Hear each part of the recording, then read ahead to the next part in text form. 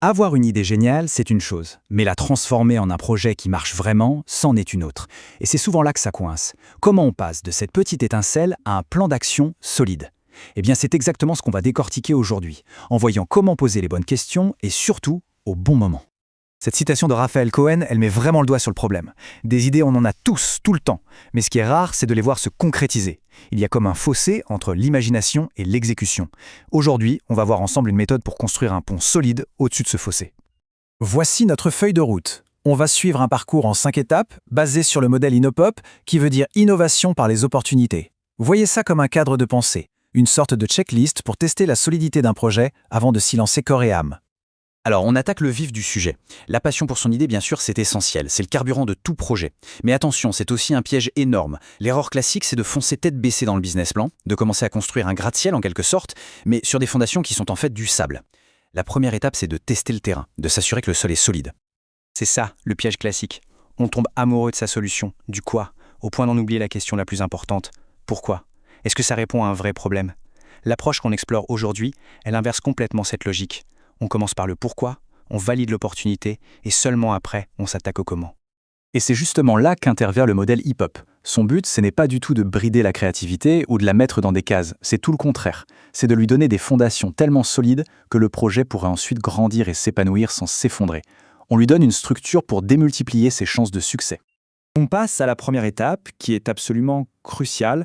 Comment on transforme une simple idée en ce qu'on appelle une véritable opportunité? Parce que vous allez voir, ce n'est pas du tout la même chose.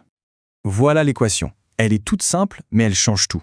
Une opportunité, c'est un besoin qui existe, qui est mal ou pas satisfait, et à côté, une solution innovante pour y répondre. Une idée toute seule, ce n'est que la moitié de l'équation. Sans un besoin réel, validé, l'idée reste une coquille vide. Prenons un exemple que tout le monde connaît, Nespresso. Leur coup de génie, ce n'est pas juste d'avoir inventé une capsule de café, c'est d'avoir identifié une opportunité très claire, permettre aux amateurs de bon café d'avoir un espresso de qualité professionnelle chez eux sans effort. Tout y est, le client, le besoin, la solution. L'équation est parfaite. D'accord, on a identifié une super opportunité. Mais comment on fait pour s'assurer que notre solution ne va pas être copiée par le premier venu dès le lendemain? Il faut lui construire une armure, un avantage concurrentiel qui soit unique et surtout qui dure dans le temps.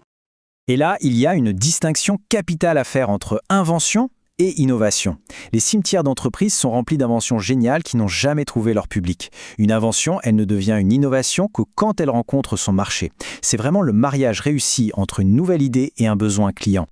Et attention, gros idée reçue, l'innovation n'est pas forcément technologique. Regardez Dell, ils ont révolutionné le PC en vendant directement aux consommateurs.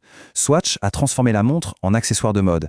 Et Zara a tout changé avec sa logistique ultra rapide. Ils n'ont pas inventé une nouvelle technologie, ils ont changé les règles du jeu. L'innovation, c'est souvent une question de perspective. Revenons à Nespresso.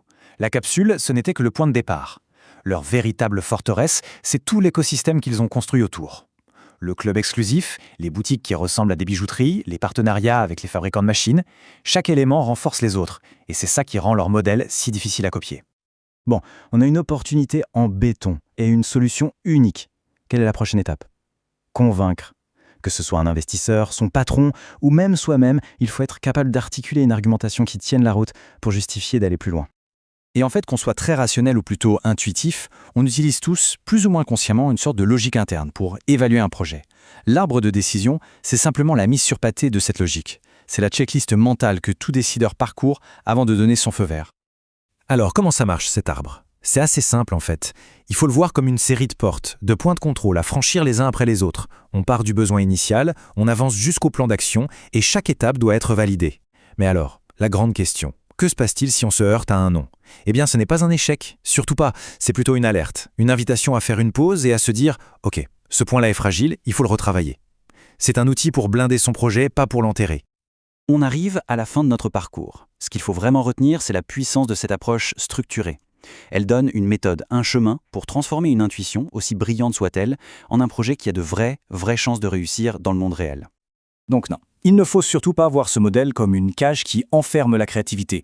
C'est plutôt un tuteur, comme pour une plante, qui l'aide à grandir droit et fort. Le but, il est simple, c'est de s'assurer qu'une super idée ne va pas s'écraser contre le mur de la réalité, mais qu'elle a tout ce qu'il faut pour devenir un succès durable. Allez, on termine avec une petite introspection.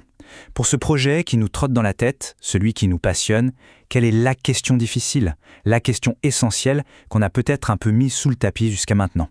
Y répondre franchement, c'est sans doute la première vraie étape vers le succès.